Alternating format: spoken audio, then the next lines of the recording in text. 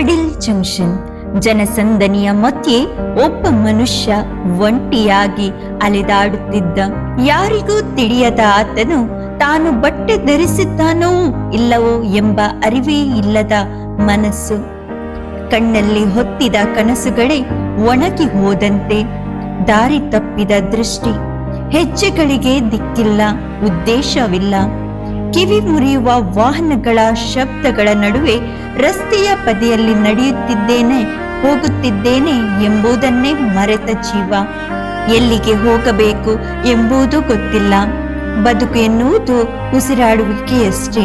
ಅವನೊಳಗೆ ಇನ್ನೂ ಜೀವಂತವಿರುವುದು ಒಂದು ಮಾತ್ರ. ಯಾರಾದರೂ ಒಮ್ಮೆ ಕಣ್ಣಲ್ಲಿ ಕಣ್ಣು ಹಾಕಿ ನೀನು ಇದ್ದೀಯಾ ಎನ್ನುವ ಹೇಳುವ ನಿರೀಕ್ಷೆ. ಅದು ನಡೆಯದವರೆಗೂ ಅವನು ನಡೆಯುತ್ತಲೇ ಇರುತ್ತಾನೆ, ರಸ್ತೆಯ ಮೇಲೆ ಅಲ್ಲ, ಮರೆವಿನ ಒಳಗೆ.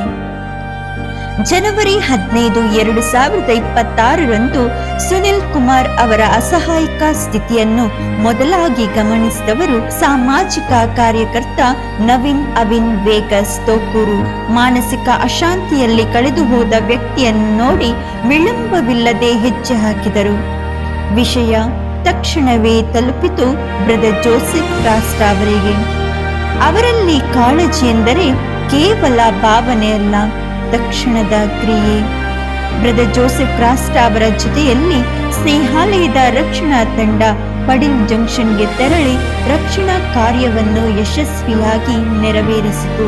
ಸುನಿಲ್ ಕುಮಾರ್ ಅವರನ್ನು ಸುರಕ್ಷಿತವಾಗಿ ಸ್ನೇಹಾಲಯದ ಮಾನಸಿಕ ಸಾಮಾಜಿಕ ಪುನರ್ವಸತಿ ಕೇಂದ್ರಕ್ಕೆ ಕರೆತಂದು ಅವರ ದೈಹಿಕ, ಅವರ ಮಾನಸಿಕ ಸ್ಥಿತಿ ಹಾಗೂ ತುರ್ತು ಆರೈಕೆ, ರಕ್ಷಣೆ ಮತ್ತು ನಿರಂತರ ಮೇಲ್ವಿಚಾರಣೆಯ ಅಗತ್ಯತೆಯನ್ನು ಪರಿಗಣಿಸಿ ಹೆಚ್ಚಿನ ವೀಕ್ಷಣೆ ಮತ್ತು ಚಿಕಿತ್ಸೆಗೆ ದಾಖಲಿಸಲಾಯಿತು.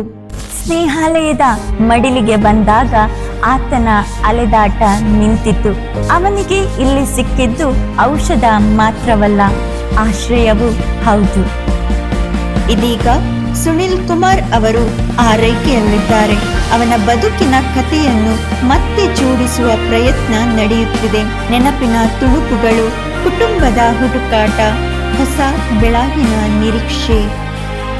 ಸ್ನೇಹಾಲಯ ಮನಪೂರ್ವಕವಾಗಿ ಹೇಳುತ್ತದೆ, ಪ್ರತಿ ಅಲೆದಾಟದ ಹಿಂದೆ ಒಂದು ಮರೆತ ಮನೆ ಇದೆ.